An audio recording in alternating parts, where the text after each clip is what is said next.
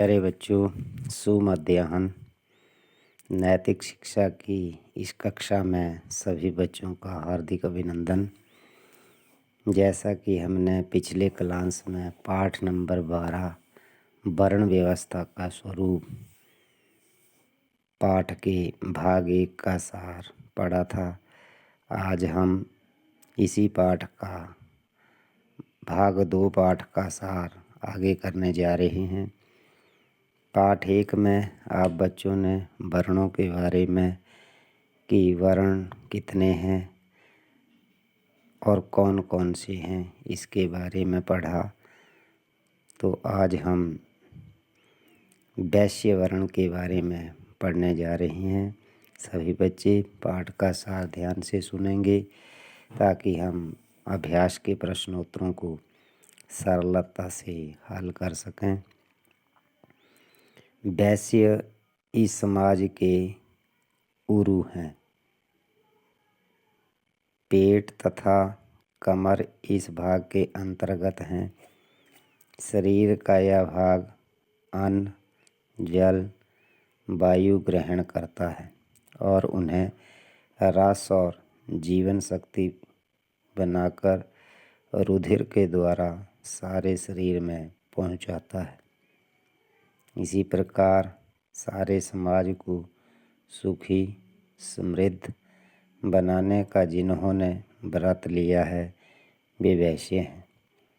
कृषि, व्यापार तथा कला कौशल के माध्यम से वे समाज को संपन्न बनाने का संकल्प लेते हैं। यह व्रत लेते हैं कि समाज का कोई भी सदस्य भूखा, नंगा, आवासहीन नहीं रहेगा। सबको रोटी, कपड़ा और मकान देने का दायित्व वैश्य वर्ण का है।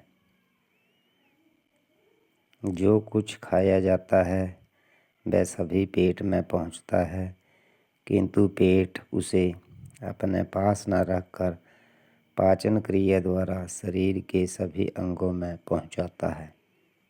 होंठों को मुलायम बनाए रखने, हड्डियों को मजबूत करने और पैरों में वेग प्रदान करने का दायित्व पेट का है। इसी प्रकार वैश्य भी अपने साथ अन्य 3 वर्णों के पालन पोषण का दायित्व संभालता है। जो लोग अपने गुण, कर्म और स्वभाव के अनुसार द्विज नहीं हो सके वे शूद्र रह गए, पर समाज के लिए शूद्र भी अपेक्षणीय हैं। समाज की गति और स्थिति शूद्रों पर ही निर्भर है। ब्राह्मण, क्षत्रिय और वैश्य इसके बिना चल नहीं सकते। शूद्र समाज के पैर हैं, पैरों की ही पूजा की जाती है। उन्नत समाज में शूद्रों को खुशहाली का ध्यान अधिक रखा जाता है।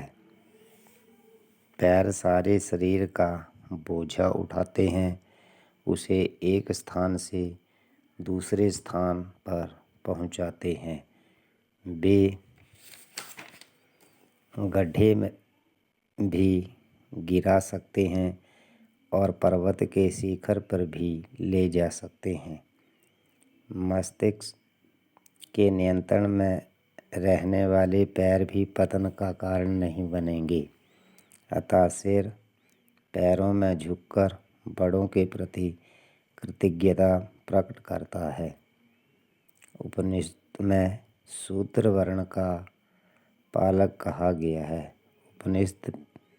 उपनिषदों में बच्चों शूद्र वर्ण को क्या कहा गया है?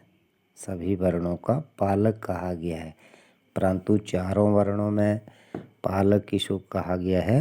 वो वैश्य वर्ण को कहा गया है। ये 1 नंबर का प्रश्न जो है कई बार परीक्षा में पूछा जाता है कि उपनिषदों में पालक किसे कहा गया है, तो आप उत्तर में लिखेंगे शूद्र वर्ण को। अगर पूछा जाता है कि सभी वर्णों के भरण पोषण का दायित्व किस वर्ण का है, तो वहाँ पे आप उत्तर लिखेंगे वैश्य वर्ण का। पृथ्वी पालक है, माता पालन करती है, इन्हें भी शूद्र कहा गया है। माँ और पृथ्वी का अनादर कौन कर सकता है? शूद्र का अर्थ है सेवा। किसी भी समाज को प्रतिष्ठित स्थिति में रखने और उन्नतिशील बनाने में शूद्रों का महत्व सर्वाधिक होता है।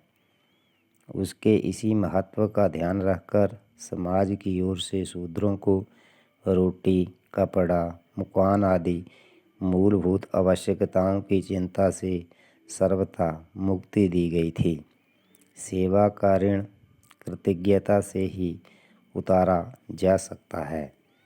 आज के समाज में जन्मगत जाति की स्थिति देखकर वर्णों के वास्तविक स्वरूप का अनुमान लगाना कठिन हो गया है, किंतु योग्यता के अनुसार स्थान और स्थान के अनुसार कर्म या व्यवस्था तो आज भी है और सदा रहेगी। समाज व्यवस्था गुण, कर्म और स्वभाव के अनुसार है और रहेगा। ये चार वर्ण प्रत्येक देश और समाज के लिए आवश्यक हैं। इनके बिना राष्ट्र में सुव्यवस्था हो ही नहीं सकती। आधुनिक भाषा में इनका नामकरण इस प्रकार किया जा सकता है। नंबर 1 शिक्षक, नंबर 2 रक्षक, नंबर 3 पोषक और नंबर 4 सेवक। कर्मचारियों की प्रथम, द्वितीय, तृतीय तथा चतुर्थ श्रेणी वर्ण व्यवस्था का ही आधुनिक रूप हैं। ये श्रेणियाँ जन्म के आधार पर नहीं, गुण, कर्म, स्वभाव अर्थात मेरिट के आधार पर बनती हैं। इस प्रकार वर्ण व्यवस्था भी मेरिट पर आधारित थी।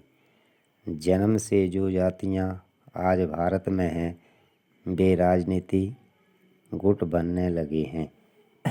स्वामी दयानंद, स्वामी विवेकानंद, महात्मा गांधी आदि महापुरुषों ने जन्मजात जाति का विरोध किया था। जन्मजात जाति तो मनुष्य है।